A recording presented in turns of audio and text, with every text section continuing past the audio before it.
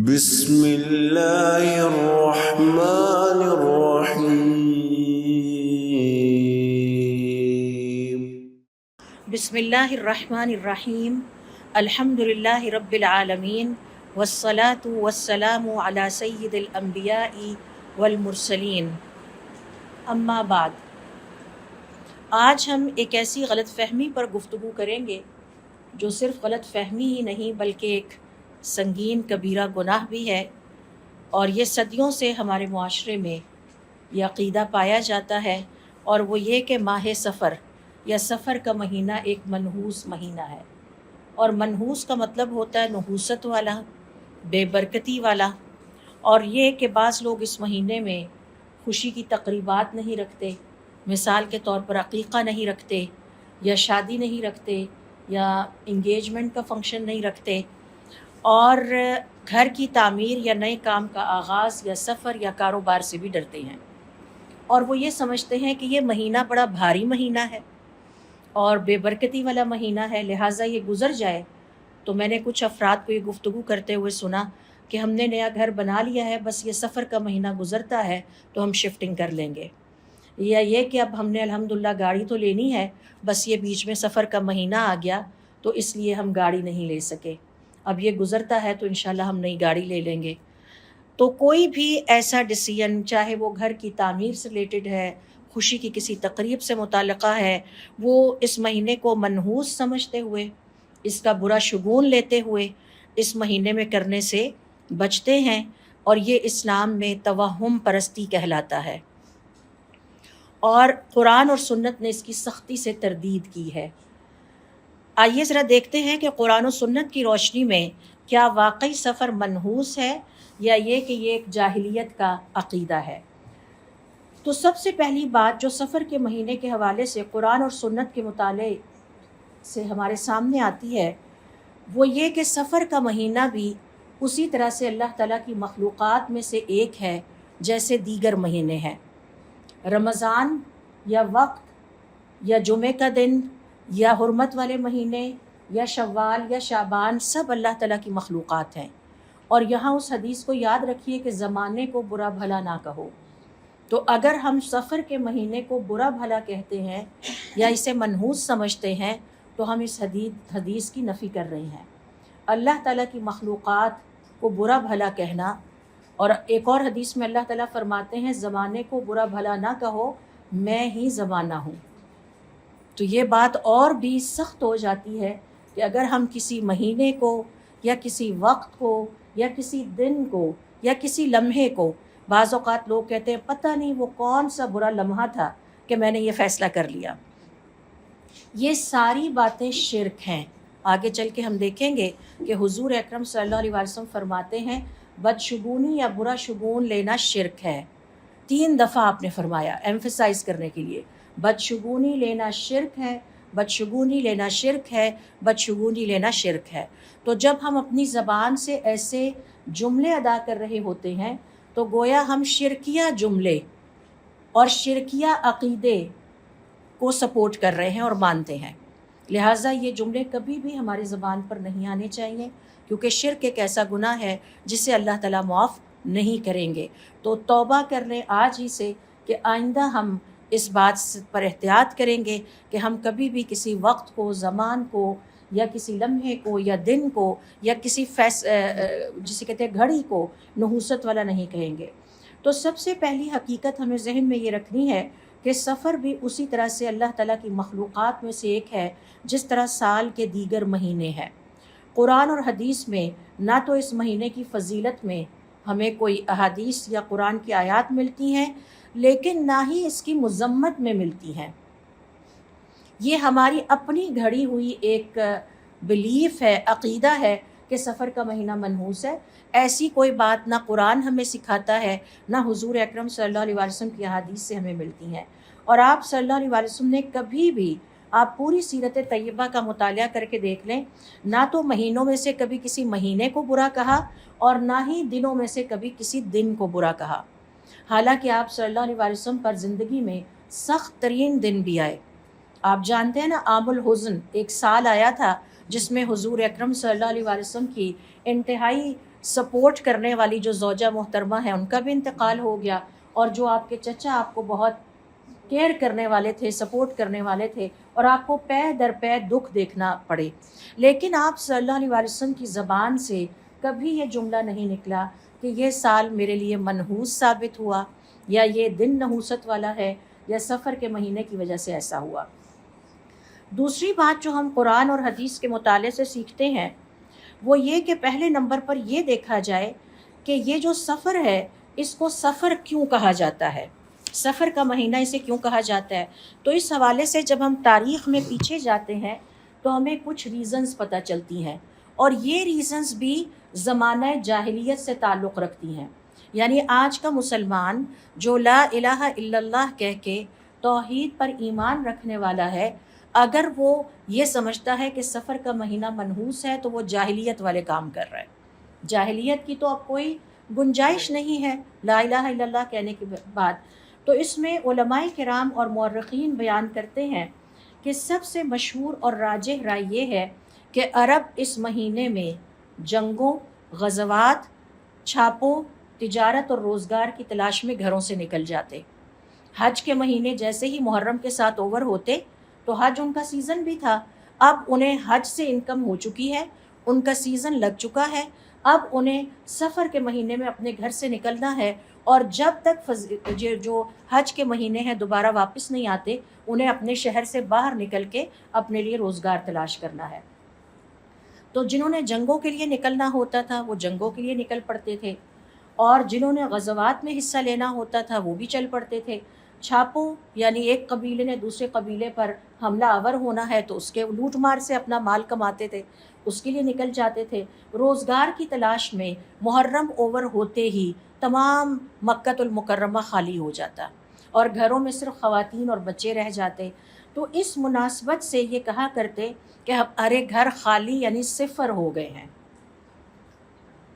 یعنی پوری آبادی۔ آپ ذرا تصور کیجئے کہ اگر سمر بریک کے دوران آپ کے جو ناردرن ایریاز ہیں وہ ان کا سیزن ہوتا ہے، اس سیزن میں جو وہاں کے کاروبار کرنے والے لوگ ہیں اپنے علاقوں میں واپس چلے جاتے ہیں، چونکہ سیاح سارے اس سیزن میں آتے ہیں، لہٰذا بقول ان کے ہم نے پورے سال کی کمائی ابھی ان 2-3 مہینوں میں کرنی ہے۔ اور جب اگست ستمبر اوور ہوگا، سپٹمبر میں اسکول دوبارہ کھل جائیں گے، سیاحوں کی تعداد میں کمی واقع ہوگی، اب ان علاقوں میں رہنے والے لوگ وہاں سے نکل کر میدانی علاقوں میں آ جاتے ہیں تاکہ ہم روزگار کی تلاش کے لیے اب اگلے 6 مہینے جو ہے وہ ہمیں ایفرٹ کرنی ہے۔ تو اسی طرح سے مکۃ المکرمہ میں حج کے مہینوں میں تمام لوگ اپنے گھروں میں آ جاتے کیونکہ حج کا مہینہ ان کے لیے بزنس کا مہینہ ہوتا تھا۔ دنیا بھر سے مسلمانوں نے پہنچ کے حج کرنا ہے، کسی کی ڈیوٹی ہے، کسی نے کام کرنا ہے، اور حج کے مہینے اوور ہوتے ہی اب حرمت والے مہینے ختم ہو گئے، اب تلوار بھی اٹھائی جا سکتی ہے، لہٰذا جنگیں بھی دوبارہ شروع ہو جاتی، اور جنگ لڑنے کے لیے بھی گھر چھوڑنا پڑتا ہے، اور چھاپے مارنے کے لیے، لوٹ مار کرنے کے لیے بھی گھر چھوڑنا پڑتا ہے۔ تو وہ ساری اپنی روٹین پر واپس آ جاتے اور مکۃ المکرمہ مردوں سے خالی ہو جاتا، گھروں میں صرف خواتین رہ جاتی، حتیٰ کہ اس زمانے میں اللہ کا گھر بھی خالی ہو جاتا۔ اتنے وسائل نہیں تھے کہ لوگ اس طرح سے ہر وقت جوک در جوک پہنچ کر اس کا حج کرتے رہے۔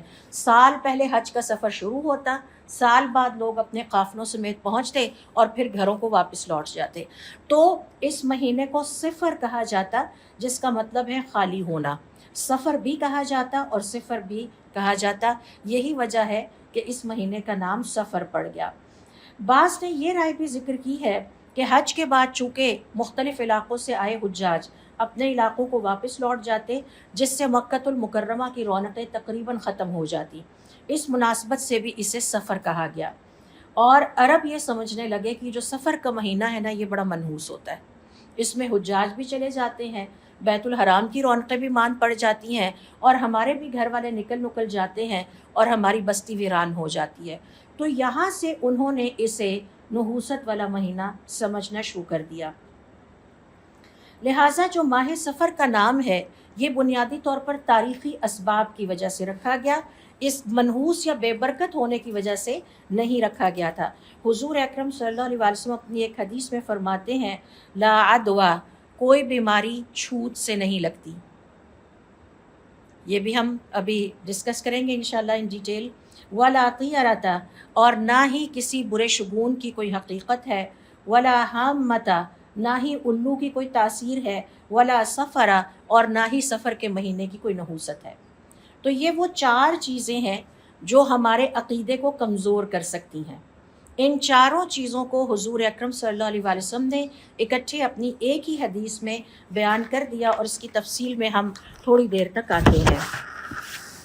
پھر اسی طرح سے دیکھیے، جب ہم نے یہ سیکھ لیا کہ یہ جو سفر کا مہینہ ہے اس کو سفر کا مہینہ کیوں کہا گیا ہے، اگلا جو پوائنٹ ہم نے سیکھنا ہے قرآن اور سنت کے مطالعے سے، وہ یہ ہے کہ اس مہینے کو برا سمجھنا یا بدشگونی لینا یا اسے نحوست والا سمجھنا یا الو کی تاثیر پہ بات کرنا، اس حدیث کی ذرا تفصیل میں چلے جاتے ہیں. عن ابی ہریرہ رضی اللہ تعالی عنہ ان رسول اللہ صلی اللہ علیہ وسلم قال، حضرت ابو ہریرہ رضی اللہ تعالیٰ عنہ فرماتے ہیں کہ آپ صلی اللہ علیہ وآلہ وسلم نے فرمایا، لا عدوى، پہلی بات جو ہم نے سیکھنی ہے کہ کوئی بیماری بذات خود منتقل نہیں ہوتی، جسے آپ چھوت والی بیماری کہتے ہیں. کوئی بیماری خود چھوت والی نہیں ہوتی. ولا طیرۃ، اور نہ ہی برا شگون لینے کی کوئی حقیقت ہے، یہ صرف ایک وہم ہے. ولا حامۃ، اور نہ ہی الو کی کوئی تاثیر ہے. ولا سفر، اور نہ ہی سفر کا مہینہ منحوس ہے. تو آپ صلی اللہ علیہ وآلہ وسلم نے زمانہ جاہلیت کے ان چاروں عقائد کو جو کہ توحید کی نفی کرتے ہیں اور شرک میں مبتلا کر سکتے ہیں، ان کی بہت واضح الفاظ میں نفی کر دی. آئیے ذرا ان چاروں کی تفصیل سیکھتے ہیں. لا عدوى، کوئی بیماری خود بخود منتقل نہیں ہوتی. جی بالکل، اللہ تعالیٰ کا حکم ہوتا ہے تو منتقل ہوتی ہے. اس کی مثال آپ نے کورونا میں دیکھا، بہت سارے لوگوں کی کورونا میں ڈیتھ ہوئی، لیکن بہت سارے لوگ کورونا میں سروائیو بھی کر گئے. اور میں نے یہ عجیب منظر بھی دیکھا کہ اگر گھر میں 10 افراد ہیں، 9 کو بار بار کورونا ہوتا رہا اور ایک کو ایک دفعہ بھی نہیں ہوا. اس کی وجہ کیا ہے؟ بیماری کے اپنے اندر تاثیر نہیں ہوتی، وہ اللہ کے حکم سے ہوتی ہے. تو جن کا وقت کورونا میں آ چکا تھا وہ کورونا کی بیماری میں مبتلا ہو کے چلے گئے، اور جن کی زندگی ابھی ہم جیسوں کی لکھی تھی وہ کورونا میں بھی سروائیو کر گئے. تو یہ جو بیماری ہے یہ اللہ تعالیٰ کے حکم سے ہی کسی کو متاثر کرتی ہے. اللہ تعالیٰ ہر چیز پر قدرت رکھتا ہے، بیماری قدرت نہیں رکھتی. حتیٰ کہ آپ نے نوٹ کیا ہوگا، آپ اسی ڈاکٹر سے دوا لے رہے تھے لیکن شفا یاب نہیں ہو رہے تھے، پھر ایک لمحہ آیا کہ شفا کی طرف سفر شروع ہو گیا. میں نے دیکھا ہے شفا بھی اللہ کے حکم سے ملتی ہے. اس ڈاکٹر کی وجہ سے، اس دوائی کی وجہ سے. یہ کہنا کہ مجھے ہمیشہ اس ڈاکٹر سے جو ہے وہ شفا ملی ہے، غلط جملہ ہے. کہیے اللہ تعالیٰ کے فضل سے میں نے جب کبھی، اللہ کے فضل کو کبھی نہ بھولیں، جب اللہ کا حکم ہوگا تو اس ڈاکٹر کی لکھی ہوئی اس دوا میں اور اس لمحے سے شفا کا سفر بھی شروع ہو جائے گا. تو شرک یہ ہے کہ ہم یہ سمجھیں کہ اللہ تعالیٰ کے حکم کے مقابلے میں بیماری زیادہ طاقتور ہے. نہیں، اس کا یہ بھی مطلب نہیں ہے کہ ہم متعدد بیماریوں سے احتیاط کرنا چھوڑ دیں. وہ بھی اللہ کا حکم ہے کہ اسباب اختیار کریں. مثال کے طور پر اگر کورونا کی وبا پھیل گئی ہے اور ہمیں ایجوکیٹ کیا جا رہا ہے کہ آپ نے ماسک لگا کے رکھنا ہے، ہاتھ دھونے ہیں، بالکل اس کو کیجئے، لیکن ذہن میں یہ رکھیں کہ یہ اسباب مجھے بیماری سے نہیں بچائیں گے، بچانے والی اللہ کی ذات ہے. یہ ڈاکٹر مجھے بیماری سے نہیں بچا سکتے، یہ دوائی نہیں بچا سکتی. اے اللہ تعالیٰ آپ مجھے شفا عطا کریں اس ڈاکٹر اور اس دوائی کے ذریعے. یہی وجہ ہے کہ ہمارے صالحین کہتے ہیں کہ جب اپنا علاج کرائیں تو صرف ظاہری اسباب کو اور ڈاکٹر اور دوائی کو کافی نہ سمجھیں، اس کے ساتھ ساتھ اللہ تعالیٰ سے دعا کرنا بھی شروع کر دیں. یہاں آپ کے پاس ایک کارڈ ہے، آیات شفا. ابن القیم رحمۃ اللہ علیہ فرماتے ہیں کہ ایک چیز جو مسلمانوں نے ترک کر دی ہے وہ قرآن کریم کی ان آیات کو شفا کے لیے پڑھنا. تو جتنا عرصہ ڈاکٹر کی دوائی کھاتے رہیں، 7 آیات شفا کی تلاوت بھی کرتے رہیں، اس نیت سے کہ اللہ تعالیٰ اس دوائی میں میرے لیے اثر ڈال دے، یہ ڈاکٹر نے جو میرا علاج شروع کر رکھا ہے اس کے لیے آسانی کر دے تاکہ مجھے شفا عطا ہو. تو یہ اتنا باریک ایک لائن ہے شرک کے درمیان اور بیماری کے اس کانسیپٹ کے درمیان. دوسرا کانسیپٹ جس کی نفی یہاں پر اس حدیث میں حضور اکرم صلی اللہ علیہ وسلم نے فرمائی ہے وہ ہے لا طیرۃ. لا طیرۃ کا مطلب ہے بدشگونی لینا. ہم مزید تفصیل سے اس کی مزید جو ہے وہ آگے چل کے مثالیں دیکھیں گے. کسی دن، کسی مہینے، کسی لمحے، کسی شخص یا پرندے یا کسی چیز سے بھی بدشگونی لینا جائز نہیں ہے. ہم اکثر چند جملے بولتے ہیں جو شرکیاں ہیں اور نہیں بولنے چاہیے.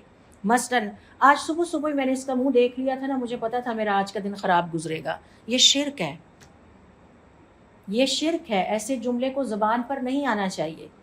بعض اوقات مائیں اپنے بچوں کو کہہ دیتی ہیں، گھر میں کسی بچے کی پیدائش ہوئی، اتفاق سے جس دن پیدائش ہوئی اسی دن کوئی فوتگی بھی ہو گئی. یہ تو ہے اتنا منحوس، جس دن یہ پیدا ہوا تھا اس دن اس کے دادا کا انتقال ہو گیا تھا. ساری زندگی وہ بچہ بیچارہ اپنی ماں کی زبان سے یہ الفاظ سنتا رہتا ہے، اور ماں باقی بچوں کی نسبت اس کو ڈفرینٹ وے میں ٹریٹ کرتی ہے، یہ سوچ کے کہ یہ منحوس بچہ ہے.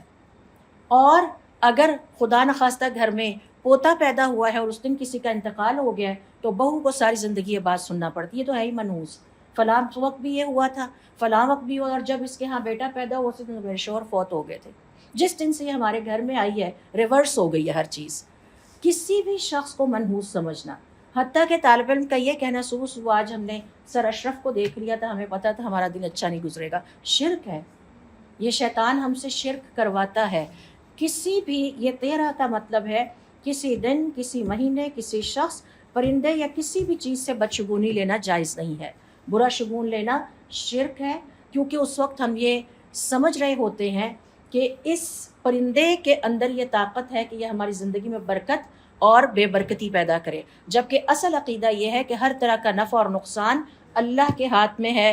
نہ الو کے ہاتھ میں ہے، نہ کسی انسان کے ہاتھ میں ہے، نہ کسی لمحے کے، نہ کسی وقت کے یا مہینے کے. ایک لائن اپنے ذہن میں لکھ کے رکھ لیجئے کہ ہر طرح کا نفع اور نقصان اللہ تعالیٰ کے ہاتھ میں ہے. اگر میرے گھر میں پوتے کی پیدائش پہ کوئی ڈیتھ ہو گئی تو اس کی وجہ میرا پوتا نہیں ہے، اللہ تعالیٰ نے یہ فیصلہ کر رکھا تھا. توہم پرستی سے اپنے آپ کو بچائیں. اگر میرے گھر میں یہ بہو آنے کی وجہ سے پچھلے 6 مہینے مشکل گزر رہے ہیں تو اس کی وجہ یہ بہو نحوست والی نہیں ہے. حتیٰ کہ میں نے بعض لوگوں کو دیکھا ہے کہ وہ اپنے گھر کی خوشی کی تقریبات میں بیوہ یا مطلقہ خواتین کو نہیں بلاتے. یہ بھی طیرہ کے زمرے میں آتا ہے، شرک کے زمرے میں آتا ہے. حضور اکرم صلی اللہ علیہ وسلم نے بیوہ خواتین سے شادیاں کی ہیں. حضرت خدیجہ رضی اللہ تعالی عنہا، جن کا عظیم مقام ہے، جن پر حضرت عائشہ رضی اللہ تعالی عنہا بھی رشک کیا کرتی تھی، اور جنہوں نے حضور اکرم صلی اللہ علیہ وسلم کو اتنا سپورٹ کیا اور ان کے بارے میں اتنے فضائل ہیں، وہ ایک بیوہ خاتون تھی. تو اگر بیوہ خواتین یا مطلقہ خواتین نحوست والی ہوتی تو آپ صلی اللہ علیہ وسلم ان سے شادی کیوں کرتے؟ یہ شرک ہے، اور یہ شرکیہ جملے ہیں. ان کو اپنی زندگی سے مکمل طور پر ختم کر دیجئے، کیونکہ شرک کی ہمارے پاس گنجائش نہیں، اور یہ لا طیرۃ کے زمرے میں آتا ہے. لا حامۃ، جاہلیت والوں کا یہ عقیدہ تھا کہ مقتول کی روح الو بن کر انتقام کا مطالبہ کرتی ہے. لہٰذا اگر کسی نے خواب میں الو دیکھ لیا تو یہ جو میرے باپ کا قاتل ہے اب اس کو نہیں چھوڑنا، کیونکہ یہ الو بار بار میرے خواب میں آ رہا ہے. اسی طرح سے جاہلیت کا یہ عقیدہ تھا کہ اگر الو بیٹھا ہے یا اس نے آواز نکالی ہے تو یہ کوئی نحوست کی علامت ہے. بعض گھروں میں نے دیکھا ہے، کہتے ہیں کہ آج صبح ہی ہمارے نا گھر کے دیوار پر کوے بول رہے تھے تو میں سمجھ گیا آج مہمان آنے ہیں. یہ بھی اسی میں شامل ہے. نتھنگ، ایسی کوئی چیز اسلام اس کو جو ہے وہ نہیں مانتا. تو لا حامۃ کا مطلب یہ ہے کہ کسی بھی پرندے یا روح یا کسی جانور کی وجہ سے جو ہے وہ کوئی عقیدہ بنا لینا، یہ بھی غلط ہے. اور میں اگین یہ بات دہراؤں گی کہ یہ توہم پرستی خواتین کے اندر زیادہ پائی جاتی ہے. میرا یہ خیال ہے کہ خواتین میں یہ چیزیں زیادہ پائی جاتی ہیں.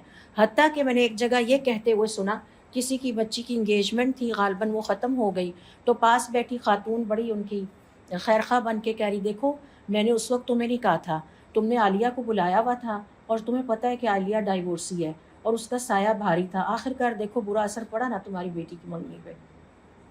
یہ شرک ہے، یہ شرک ہے. یعنی اس طرح کے عقائد رکھنا یہ طے شدہ بات ہے. ہر طرح کا نفع اور نقصان صرف اور صرف اللہ کے ہاتھ میں ہے. اگر وہ دینا چاہے پوری دنیا کے انسان مل کر بھی اس کو روک نہیں سکتے، اور اگر وہ روک لے تو پوری دنیا کے انسان اکٹھے ہو کر بھی وہ ہمیں عطا نہیں کر سکتے. ہمارے پاس جو کچھ ہے وہ بھی اللہ تعالیٰ کی عطا ہے، اور جو نہیں ہے وہ بھی اللہ تعالیٰ کا فیصلہ ہے۔ وہ جو نہیں ہے وہ کسی مطلقہ کی وجہ سے یا بیوہ کی وجہ سے یا کسی یتیم بچے کی نحوست کی وجہ سے یا الو کی نحوست کی وجہ سے یا گھڑی یا لمحے، حتیٰ کہ یہ کہنا پتہ نہیں وہ کون سا منحوس لمحہ تھا جب میں نے یہ فیصلہ کیا کہ میں سفر پہ نکلوں گی، یہ بھی شرک ہے۔ کوئی لمحہ منحوس نہیں ہے، یہ اللہ تعالیٰ کی مخلوقات ہیں، چاہے وہ بیوہ خاتون ہیں، چاہے وہ یتیم بچے ہیں، چاہے وہ غریب انسان ہے، چاہے وہ کسی بھی قسم کا پرندہ ہے، چاہے وہ جانور ہے، یہ سارے کے سارے شرکیہ جملے ہیں جن کو ہمیں اپنی زندگی سے نکالنا ہے۔ اور اسی کو کہا گیا لا طیرۃ لا حامۃ، یعنی مقتول کی جو روح ہے وہ الو بن کر انتقام کا مطالبہ کرتی ہے، یا الو کی آواز سن کے کہنا کہ یہ نحوست کا باعث ہے، یہ سب درست نہیں ہے۔ لا سفر، چوتھی چیز آپ صلی اللہ علیہ وسلم نے فرمایا سفر کا مہینہ منحوس نہیں ہے۔ یہی ہمارا آج کا ٹاپک بھی ہے جو کہ حدیث کی ایک حصہ ہے۔ سفر کے مہینے کو منحوس سمجھنا یا اس سے بدشگونی لینا اسلام میں درست نہیں، اور یہ شرک ہے، کیونکہ آپ صلی اللہ علیہ وسلم فرماتے ہیں، 3 دفعہ فرمایا الطیرۃ شرکن، الطیرۃ شرکن، الطیرۃ شرکن، کسی بھی چیز سے برا شگون لینا شرک ہے۔ لہٰذا یہ کہنا کہ سفر میں شادی نہیں کرنی، عقیقہ نہیں کرنا، منگنی نہیں کرنی، نیا کاروبار نہیں کرنا، سفر نہیں کرنا، نئی گاڑی نہیں خریدنی، نئے کپڑے نہیں، جو بھی ایسی کوئی بات سفر سے ایسوسیٹڈ کی جاتی ہے وہ شرک کے زمرے میں ہے۔ اور پھر اسی طرح سے بیماری سے بچاؤ کے لیے احتیاط کرنا سنت ہے۔ اس کا یہ مطلب نہیں ہے کہ ہم بیماری سے اپنے آپ کو بچانا چھوڑ دیں، اور جو ڈاکٹرز آپ کو بتائیں وہ دوا بھی لیں اور وہ پریکاشنری میجرز بھی آپ لیں، لیکن اس کے ساتھ ساتھ یاد رکھیں شفا اور بیماری دونوں اللہ کے حکم سے ہیں، ڈاکٹر کے ہاتھ میں بھی نہیں اور میڈیسن کے اختیار میں بھی نہیں ہے۔ کینسر میں نے دیکھا ہے لوگ سروائیو کر جاتے ہیں، کینسر سے فوت بھی ہو جاتے ہیں اسی ڈاکٹر کے ہاتھوں۔ یعنی میں نے ایک ڈاکٹر بہو کو کہتے ہوئے سنا، جو کہ بھانجی بھی تھی ساس کی، کہ میں گھر میں تھی، ہم شوہر بیوی دونوں ڈاکٹر ہیں، لیکن ہم اپنی مدر کو نہیں بچا سکے۔ تو نہ ڈاکٹر کے اختیار میں ہے ہمارا نفع نقصان، نہ دوائی کے، اور بیماری اور شفا دونوں اللہ تعالیٰ کے حکم سے ہیں، اور اللہ تعالیٰ کا حکم ہے کہ ہم اسباب کو بھی اختیار کریں۔ لہٰذا یہ بات ہمیں یاد رکھنی ہے، تمام مہینے، دن اور اوقات اللہ تعالیٰ کی مخلوقات ہیں۔ کسی مہینے کو بذات خود منحوس سمجھنے کی بجائے اللہ تعالیٰ پر کامل بھروسہ رکھیں اور ہر کام اللہ تعالیٰ کے نام سے شروع کریں۔ سفر کا مہینہ منحوس نہیں ہے، برا شگون لینا جاہلیت کا عقیدہ ہے، نفع و نقصان کا اختیار صرف اللہ کے ہاتھ میں ہے۔ مسلمان توہمات پر نہیں، اللہ پر بھروسہ کرنے والا ہوتا ہے۔ جب اللہ ہے تو پھر مجھے کیا لگے کہ الو بول رہا ہے، اور جب اللہ ہے تو مجھے کس بات کا خوف ہے۔ بڑا خوبصورت قول ایک ہمارے معاصر عالم کا ہے کہ جس کا باپ ہوتا ہے وہ بڑا مطمئن ہوتا ہے، تو جس کا اللہ ہو اسے تو اس سے زیادہ مطمئن ہونا چاہیے۔ اللہ تعالیٰ کو خوش رکھیں۔ کوئی مہینہ منحوس نہیں ہے، کوئی بیوہ یا مطلقہ خاتون منحوس نہیں ہے، کوئی پرندہ منحوس نہیں ہے، اور یہ کہنا کہ آج صبح صبح ہی سر اشرف کی شکل دیکھ لی تھی تو پتہ چل گیا تھا سارا دن برا گزرے گا، شرک ہے۔ بچوں کو بھی یہ سکھائیں کہ پیارے بچوں، ہمارے پاس اپنی زندگی میں شرک کرنے کی گنجائش نہیں ہے۔ بعض اوقات ہم ہنستے کھیلتے ایسے ہی عام انداز میں بات کر دیتے ہیں، یا دوستوں سے کہہ دیتے ہیں بس صبح صبح آج تمہارا منہ دیکھ لیا، آج ہمارا دن اچھا نہیں گزرے گا، یہ شرک ہے۔ ہنستے کھیلتے ہوئے بھی ہم یہ بات نہیں کر سکتے۔ تو یہ ہے حضور اکرم صلی اللہ علیہ وسلم کی حدیث کہ جس میں آپ نے ان چاروں چیزوں کی نفی فرمائی ہے اور انہیں شرک قرار دیا ہے، لہٰذا اس کی ہمارے پاس گنجائش نہیں ہے۔ اور یہ جاہلیت کے عقیدے ہیں۔ ہمیں یاد رکھنا چاہیے کہ اللہ تعالیٰ فرماتے ہیں ما اصاب من مصیبت فی الارض ولا فی انفسکم، تمہیں زمین میں یا تمہاری اپنی جان میں جب بھی کوئی مصیبت آتی ہے، الا فی کتاب من قبل، اس سے پہلے اللہ تعالیٰ نے مقدر میں اور کتاب میں لکھ دیا تھا۔ ہماری آزمائشیں بھی لکھی ہوئی ہیں، اور ہماری آمنت بالقدر خیرہ و شرہ، ہمارا یہ ایمان ہے کہ ہمارے مقدر میں جو خیر ہے وہ بھی اللہ تعالیٰ کی طرف سے لکھی ہوئی ہے، اور جو شر ہے وہ بھی اللہ تعالیٰ کی طرف سے ہے۔ قبل ان نبرأھا ان ذلک علی اللہ یسیر، اللہ تعالیٰ پر یہ سب کچھ بہت آسان ہے۔ تو یہ جو ما اصاب من مصیبت، ہم پر جو بھی مصیبت آتی ہے، اس جملے کو ہمیں انڈر لائن کر لینا چاہیے۔ اس کی کیا وجہ ہے؟ وہ اللہ کی لکھی ہوئی ہے. کسی الو کی وجہ سے، کسی مہینے کی وجہ سے، کسی منحوس یتیم کی وجہ سے، کسی بیوہ یا مطلقہ عورت کی وجہ سے نہیں ہے. مجھے بہت تکلیف ہوتی ہے جب میں دیکھتی ہوں کہ گھر کی بیوہ اور مطلقہ خواتین کو تقریبات میں خواتین شامل نہیں ہونے دیتی.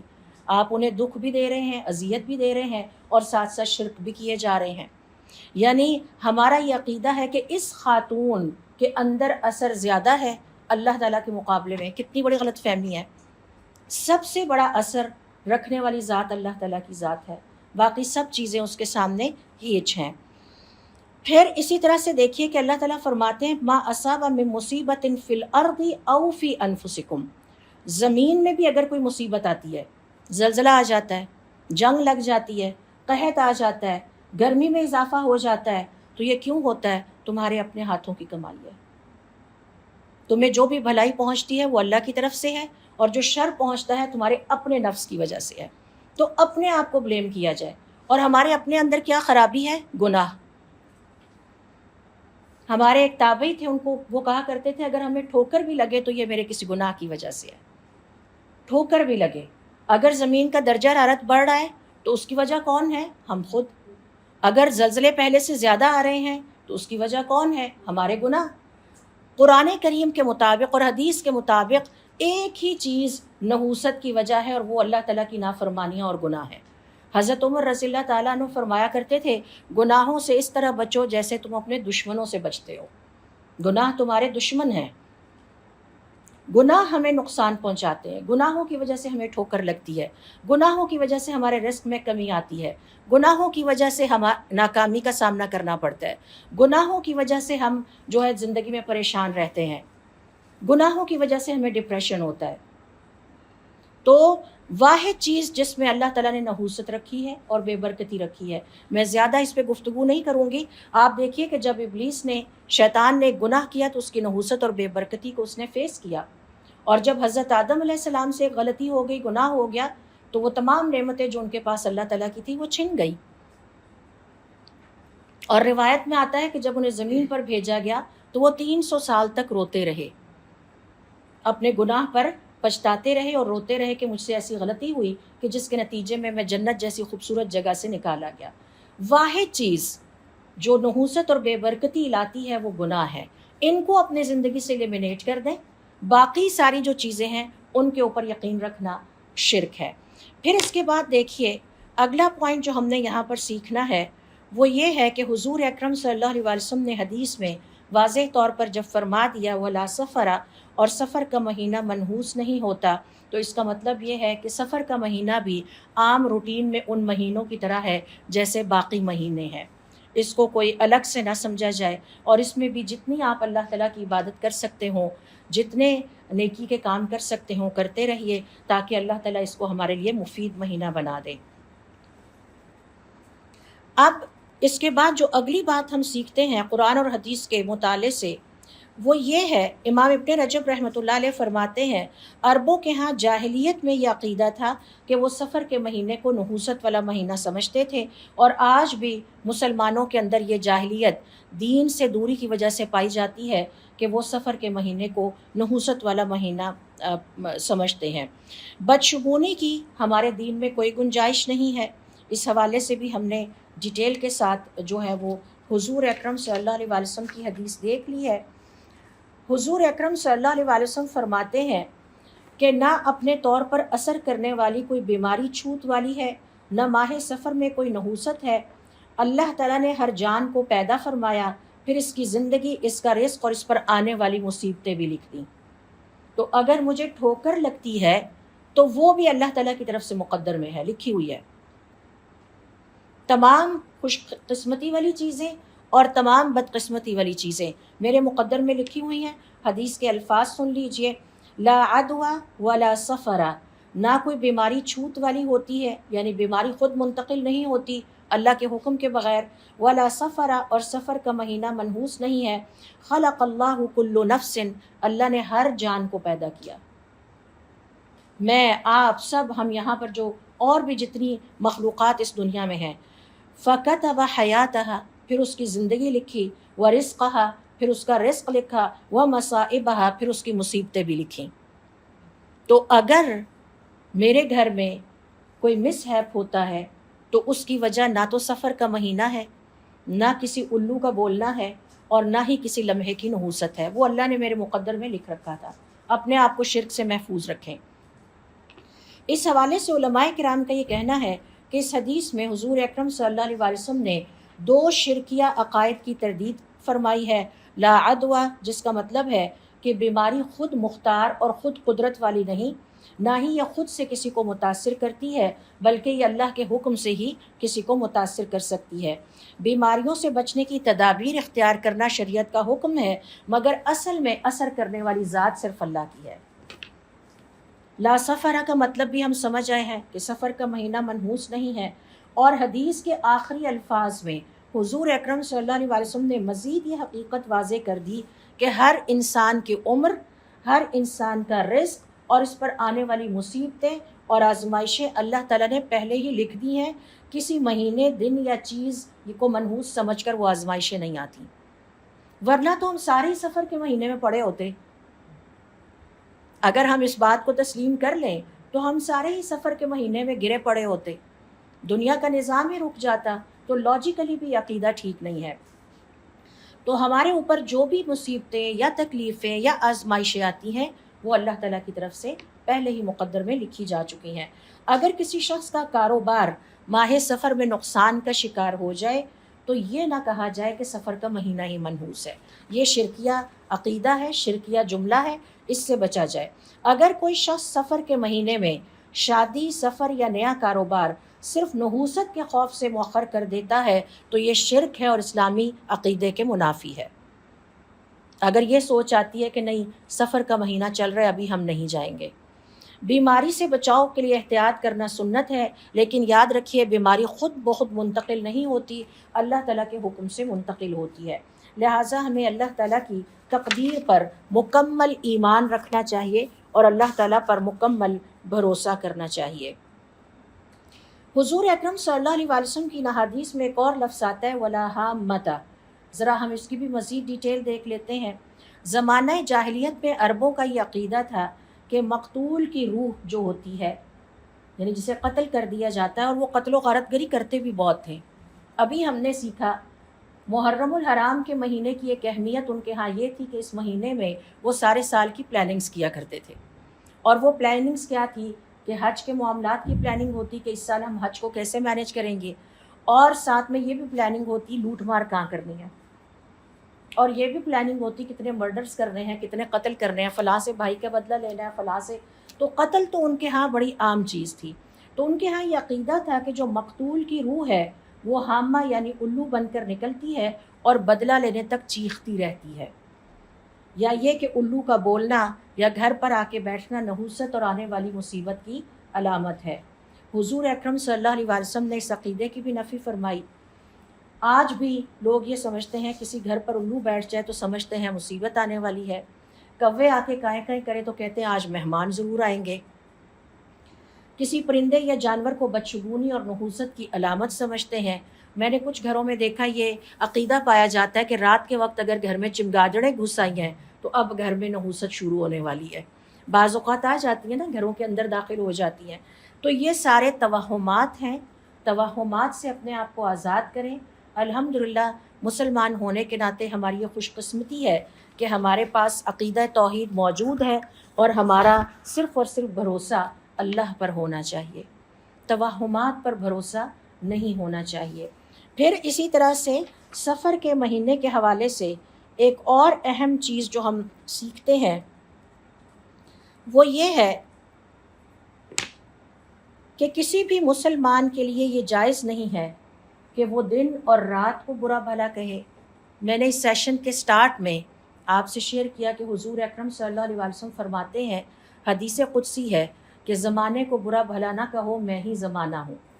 تو یہ زمانہ کیا ہے؟ زمان یعنی وقت، کسی مہینے کو برا بھلا کہنا، دن یا رات کو برا بھلا کہنا، یا سورج کو یا چاند کو یا سفر کے مہینے کو یا ہواؤں کو برا بھلا کہنا۔ بعض لوگوں کو میں نے دیکھا ہے کہ وہ ہواؤں کو برا بھلا کہتے ہیں، ایسی کوئی نحوست والی ہوا چلی کہ ہمارے سارے گھر میں مٹی بھر گئی. یہ شرکیہ جملے ہیں. یہی وجہ ہے کہ ہمیں سکھایا گیا ہے جب ہوا تیز چلے اور لگے کہ بارش ہونی ہے تو ہم کیا دعا مانگے؟ اللہم صیبا نافعا، اے اللہ تعالیٰ ہمارے لیے نفع بخش بارش بھیج دے، جو سیراب کرنے والی ہو، جو ہمیں خوش کرنے والی ہو.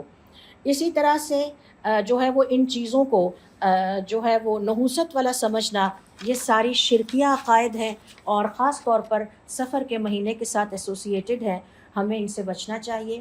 یہ ذہن میں رکھنا چاہیے کہ یہ جو زمان ہے یہ بھی یا وقت ہے، یہ اللہ تعالیٰ کی مخلوقات میں سے ہے، اور ہمیں چاہیے کہ اس وقت کو بھرپور طریقے سے استعمال کرتے ہوئے ہم اسے اللہ تعالیٰ کے لیے کی رضا حاصل کرنے کے لیے نیکی کے کاموں میں جو ہے وہ لگائیں. ایک اور اہم چیز ہماری روزمرہ زندگی میں بدشگونی کی مثالیں کیا ہے جو آج کل میں نے دیکھی ہیں. کالی بلی راستہ کاٹ جائے تو سفر منسوخ کر دیا جاتا ہے. الو یا کوے کی آواز کو موت، مصیبت یا نحوست کی علامت سمجھا جاتا ہے. ماہ سفر کو منحوس سمجھ کر شادی یا کاروبار کو مؤخر کیا جاتا ہے. کسی شخص کو منحوس سمجھ کر اس کے ساتھ رشتہ توڑ دیا جاتا ہے. یہ بھی میں نے عجیب چیز دیکھی. ہم ان کے گھر میں گئے تو وہاں ان کی 2-3 بہنیں بیوہ بیٹھی ہوئی تھیں مطلقہ، تو ہم نے کہا یہ تو بڑی نحوست والی فیملی ہے. یا کسی کو منحوس سمجھ کر ان کے ساتھ کام شروع نہ کرنا یا کاروبار شروع نہ کرنی، یہ تو ہے ہی منحوس. اس نے جب بھی زندگی میں کچھ کیا خرابی کی ہے، اس لیے اس کے ساتھ میں بزنس سٹارٹ نہیں لوں گا. یہ بھی ایک شرکیہ عقیدہ ہے. صبح کسی خاص شخص کو دیکھ کر پورا دن خراب سمجھنا، یہ بھی شرکیہ عقیدہ ہے، چاہے ہم ہنستے ہنستے ہی کیوں نہ کہیں. اس سے بچنا چاہیے. آئینہ ٹوٹنے پر آنے والی، آج ہمارے گھر میں آئینہ ٹوٹ گیا ہے، آج کوئی مصیبت آ جائے گی. جوتا الٹا دیکھ کر نحوست کا یقین کرنا. آج ہمارے گھر میں صبح میں نے ایک جوتا الٹا پڑا دیکھ لیا تو میں سمجھ گئی کہ آج کا دن میرا خراب ہے. شرکیہ عقیدہ ہے. کسی نمبر کو منحوس سمجھنا، میرے لیے 7 نمبر بڑا مبارک ہے اور میری زندگی میں 13 نمبر بڑا منحوس ہے. نمبر کی کیا طاقت کہ وہ آپ کو فائدہ اور نقصان پہنچا سکے. حتیٰ کہ میں نے دیکھا ہے کہ بعض لوگ اپنے بچوں کی شادیوں کی جب تاریخ مقرر کرنے لگتے ہیں تو نجومیوں سے، کاہنوں سے پوچھتے ہیں ہمیں بتائیے مبارک لمحہ کون سا ہے اور منحوس لمحہ کون سا ہے. تو وہ پھر بتاتا ہے کہ جی آپ نے اس وقت اور کون سا نمبر ہمارے لیے، اور پھر ملتے ہی کہنا آپ کا کیا سٹار ہے اور میرا کیا سٹار ہے، منگنی ہو سکتی ہے کہ نہیں ہو سکتی. تو آپ صلی اللہ علیہ وسلم فرماتے ہیں نہ کسی ستارے کی کوئی تاثیر ہے. یہ چاند، سورج، ستارے، سیارے، ان کی کوئی تاثیر نہیں. تو ہمارے ہاں یہ سمجھا جاتا ہے. اور بعض لوگوں کو میں نے مشورہ دیتے ہوئے سنا ہے کہ آپ اپنے جو ہے دائیں ہاتھ کی انگلی میں فلاں پتھر والی رنگ پہنے تو اس سے آپ کے گھر میں برکت آئے گی، اور فلاں پتھر کو تو بالکل استعمال نہ کرے، وہ آپ کے لیے نحوست اور بے برکتی کا باعث بنے گا. تو یہ سارے جو عقائد ہیں نحوست اور برکت کے حوالے سے، ان سب کے اوپر بڑا سا کراس لگائیں. کوئی پتھر، کوئی رنگ، کوئی ڈیجٹ، کوئی نمبر، کوئی انسان، کوئی مطلقہ یا بیوہ عورت، کوئی جو ہے یتیم بچہ یا غریب، یا کسی چیز میں نحوست نہیں ہے. واحد چیز جس میں نحوست اور اس سے بچے وہ ہمارے گناہ ہیں. ان گناہوں کی وجہ سے ہمیں ناکامیاں دیکھنی پڑتی ہیں، ان گناہوں کی وجہ سے ہمارے رزق میں کمی آتی ہے، ان گناہوں کی وجہ سے ہماری صحتیں خراب ہوتی ہیں، حتیٰ کہ ان گناہوں کی وجہ سے زمین کا نظام درہم برہم ہو جاتا ہے. ابن القیم رحمۃ اللہ علیہ فرماتے ہیں بنی آدم کے گناہوں کی وجہ سے زمین کی برکت اٹھ جاتی ہے، بارشیں ہوتی ہیں فائدہ نہیں ہوتا، اور لوگوں کو جو ہے وہ سانس لینے کے لیے صاف ہوا میسر نہیں آتی. یہ مسائل ہم اپنے بچپن میں تو نہیں سنا کرتے تھے، جو اب میں سنتی ہوں. میں نے اپنے بزرگوں کی زندگی میں یہ مسائل نہیں سنے تھے. بلڈ پریشر، شوگر کا نام میں نے اس وقت نہیں سنا تھا. سچی بات ہے کہ یہ صرف ہمارے گناہ ہیں. زیادہ سے زیادہ توبہ کریں، استغفار کریں، اور اس نحوست سے اپنے آپ کو بچانے کی کوشش کریں. نحوست ہمارے گناہوں میں ہے. یہی وجہ ہے کہ ہمارے صالحین کہا کرتے تھے کہ ہمیں اگر کوئی ٹھوکر بھی لگے تو ہم استغفار کرتے ہیں، یہ ہمارے کسی گناہ کی وجہ سے ہے. حتیٰ کہ کانٹا بھی چبھ جائے، حتیٰ کہ غمگین بھی ہوتے تھے تو کہتے تھے ہمارے کسی گناہ کی وجہ سے استغفار کرو. تو یہ جو مصیبتیں اور تکلیفیں ہمیں آتی ہیں، یہ ہمیں ان عدد یا نمبرز کی وجہ سے نہیں، نہ ہی الو کی وجہ سے، نہ سفر کے مہینے کی وجہ سے، نہ کسی اور وجہ سے. ان چیزوں کو ختم کر دیا جائے. چھینک آنے پر ضروری کام یا سفر ترک کر دیا جاتا ہے. اور گھر سے نکلے، راستے میں کہیں گاڑی ہٹ ہو گئی، نہیں یہ بڑا منحوس رشتہ ہے جس گھر میں ہم دیکھنے جا رہے تھے، واپس چلو ہم نے اس گھر میں رشتہ نہیں کرنا، اس گھرانے کو ہی منحوس قرار دے دیا، حالانکہ ہونا یہ چاہیے تھا اس وقت ہم کہتے استغفر اللہ و اتوب الیہ، پتہ نہیں میں نے ایسی کیا غلطی کی کہ اس خوشی کے موقع پہ میں نکل رہی تھی اور گاڑی ہٹ ہو گئی اور میں اپنی جگہ پر نہیں پہنچ سکی۔ کسی پرندے کی اڑان یا آواز سے آئندہ واقعات کا اندازہ لگانا۔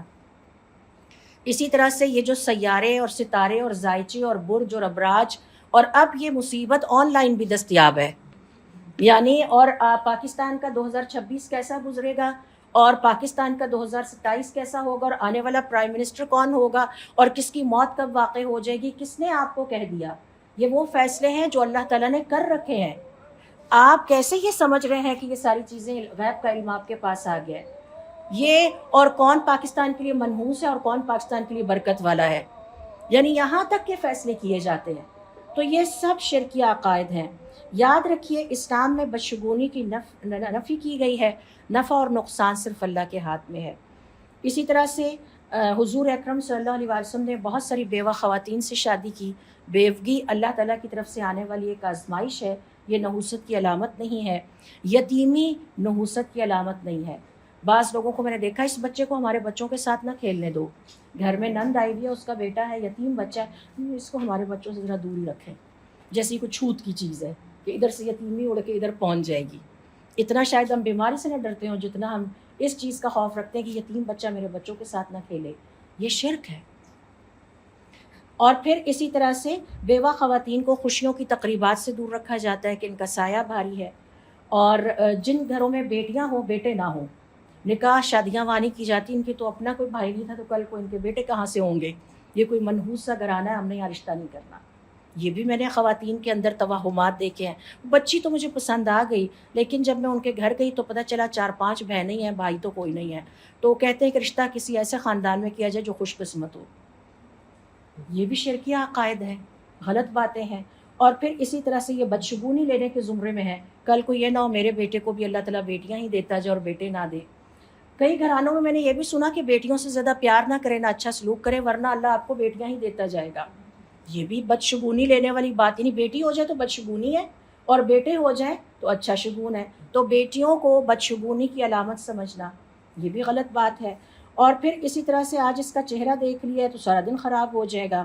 یتیم بچے کو منحوس سمجھنا، بچے کی پیدائش پر گھر میں اگر کوئی حادثہ واقع پیش آ جائے تو ساری زندگی اس بچے، یہ ہے ہی منحوس، یہ جس مہینے پیدا ہوا تھا نا اس مہینے ہی یہ واقعہ ہوا تھا، ہمارے گھر میں چوری ہو گئی تھی، ایکسیڈنٹ ہو گیا، وہ ساری زندگی نحوست کا لیبل اس بچے پر لگا ہی رہتا ہے۔ اور کسی ملازم کو کاروبار کی نحوست قرار دینا، جس دن سے یہ آیا ہے نا ہمارے سٹاف میں اس دن سے ہماری چیزیں خراب ہو گئی ہیں۔ یا یہ بہو کے بارے میں سمجھنا یا کسی کے بارے میں بھی سمجھنا، یہ سب کی سب جو عقائد ہیں نحوست کے حوالے سے، اسلام ان کی مکمل نفی کر کے ہمیں یاد دلاتا ہے کہ نحوست کا تعلق صرف اور صرف ہمارے گناہوں سے ہے۔ گناہوں سے اپنے آپ کو بچا لیں۔ گناہ کی سب سے بڑی نحوست یہ ہے کہ اللہ تعالیٰ ناراض ہو جاتا ہے، تو جب اللہ تعالیٰ ناراض ہوگا تو برکت کہاں سے آئے گی؟ برکت تو اللہ تعالیٰ کے ہاتھ میں ہے، لہٰذا اللہ تعالیٰ کو راضی رکھنے کی پوری کوشش کی جائے، اللہ تعالیٰ کو خوش رکھنے کی ہمیشہ پوری کوشش کی جائے۔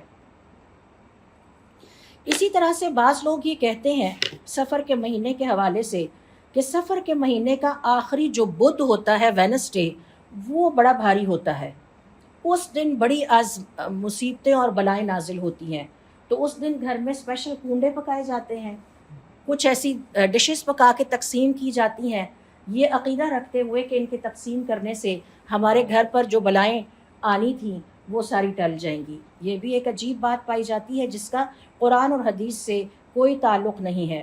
اسی طرح سے بعض جگہوں پر یہ عقیدہ پایا جاتا ہے کہ اس دن یعنی بدھ والے دن 4 رکعتیں پڑھی جائیں، جس میں ہر رکعت میں سورہ فاتحہ کے بعد سورۃ الکوثر کو 10 دفعہ پڑھا جائے۔ یہ بھی میں نے لوگوں سے سنا کہ ہمارے گھر میں تو سفر کا جو آخری بدھ کا دن ہوتا ہے، لاسٹ وینسڈے، ہم یہ خاص عبادت کرتے ہیں، اس کا کوئی تعلق ہماری قرآن اور حدیث سے نہیں ہے۔ اور اس کے بعد سورہ اخلاص 15 دفعہ اور سورۃ الناس اور فلق جو ہے وہ ایک دفعہ، تاکہ یہ ساری بلائیں ٹل جائیں اور یہ نحوست ٹل جائے۔ آپ روزانہ صبح و شام کے اذکار کیجیے، اللہ تعالیٰ آپ کو ہر شر سے محفوظ رکھیں گے۔ کوئی صبح خالی نہ جائے اور کوئی شام خالی نہ جائے۔ صرف سفر کے مہینے کے آخری بدھ ہی کو کیوں سورۃ الفلق اور سورۃ الناس پڑھنی ہے، جس کی کوئی دلیل قرآن اور سنت میں نہیں ہے؟ آپ روزانہ صبح و شام کے اذکار پابندی سے کیجیے، اور اس نیت سے کیجیے کہ ان کے جو دنیا اور آخرت کے فوائد ہیں مجھے دیں۔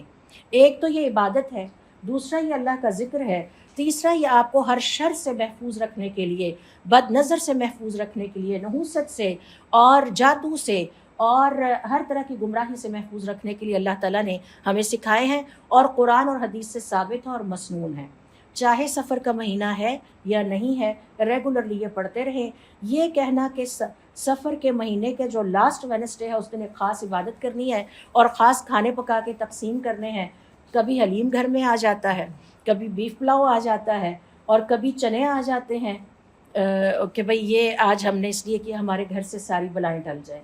تو اس کے لیے صبح و شام کے اذکار، گناہوں سے توبہ، اور جتنا زندگی میں گناہوں کو کم کرتے جائیں، خود بخود برکتیں آپ کی طرف آنا شروع ہو جائیں گی۔ جس سے اللہ خوش ہو اور اللہ راضی ہو، وہ خود بخود برکت کے دائرے میں چلا جاتا ہے۔ پھر اسی طرح سے بعض گھروں میں یہ بھی دیکھا گیا ہے کہ قرآن کریم کی کچھ مخصوص یہی صورتیں پڑھ کے پانی پہ دم کر کے وہ پانی پیا جاتا ہے پورا ہفتہ۔ یہ ساری ایسی چیزیں ہیں کہ جن کا تعلق ہمارے دین سے نہیں ہے، اس لیے ہمیں ان سے بچنا چاہیے۔ اور ایک اور حضور اکرم صلی اللہ علیہ وسلم کی حدیث سن لیجئے، جس میں کتاب التوحید میں صحیح بخاری اور صحیح مسلم نے اس کو بتایا ہے کہ قیامت والے دن 70,000 افراد ایسے ہوں گے جو جنت میں بغیر حساب کے داخل کیے جائیں گے۔ ان کی ایک کوالٹی ہے ولا یتطیرون، اور وہ برا شگون نہیں لیتے تھے، کسی چیز کو منحوس نہیں سمجھتے تھے، وہ اپنے رب پر پورا یقین رکھنے والے تھے، وعلی ربہم یتوکلون، اور اپنے رب پر توکل کرنے والے تھے۔ اماں عائشہ رضی اللہ، ابھی ہم نے مثال دیکھی اماں خدیجہ رضی اللہ تعالیٰ عنہ کی، بیوہ خاتون تھی، حضور اکرم صلی اللہ علیہ وسلم نے ان سے شادی کی۔ اماں عائشہ رضی اللہ تعالیٰ عنہ کی اولاد نہیں ہوئی۔ خدا نخواستہ کسی بھی خاتون کو اس لیے نحوست سمجھنا کہ وہ اولاد والی نہیں ہے یا وہ صرف بیٹیوں والی ہے، اس قسم کی کسی چیز کی بھی گنجائش ہمارے دین میں نہیں ہے۔ اچھا، ایک اور چیز جو ہم نے یہاں پر بہت امپورٹنٹ سیکھنی ہے وہ یہ کہ پھر ہمارا طریقہ کار کیا ہونا چاہیے۔ یہ تو ہم نے سیکھ لیا کہ یہ تمام چیزیں جن سے نحوست کے کانسیپٹس ایسوسیٹڈ ہیں، جڑے ہوئے ہیں، چاہے وہ عدد ہے، چاہے وہ مہینہ ہے۔ بعض لوگوں کو رنگ بھی دیکھا ہے کہ رنگ یہ والا ہمارے لیے برکت والا ہے، یہ والا وقت اور فلاں چیز، اور یعنی بچوں کے نکاح کی تقریبات منعقد کرنے سے پہلے کاہن اور نجومی سے پوچھنا کون سا وقت نحوست والا ہے، کون سا برکت والا ہے، وغیرہ وغیرہ۔ یہ ساری چیزیں جو ہے نحوست والے جو کانسیپٹ ہیں، یہ شرک ہیں۔ اگلی جو چیز ہم نے سیکھنی ہے وہ یہ سنت کیا ہے۔ حضور اکرم صلی اللہ علیہ وسلم کی سنت ہے کہ آپ ہمیشہ نیک فعل لیتے تھے، یعنی اللہ تعالیٰ سے ہمیشہ حسن ظن رکھنا، اچھا گمان رکھنا۔ اور اس کی مثالیں انس ابن مالک رضی اللہ تعالیٰ عنہ کہتے ہیں کان النبی صلی اللہ علیہ وسلم یعجبہ الفعل الحسن، آپ صلی اللہ علیہ وسلم کو نیک فعل پسند تھی۔ نیک فعل کا کیا مطلب ہے؟ نیک فعل کا مطلب ہے کہ انسان کسی اچھے لفظ یا خوش آئند بات کو سن کر اللہ تعالیٰ سے خیر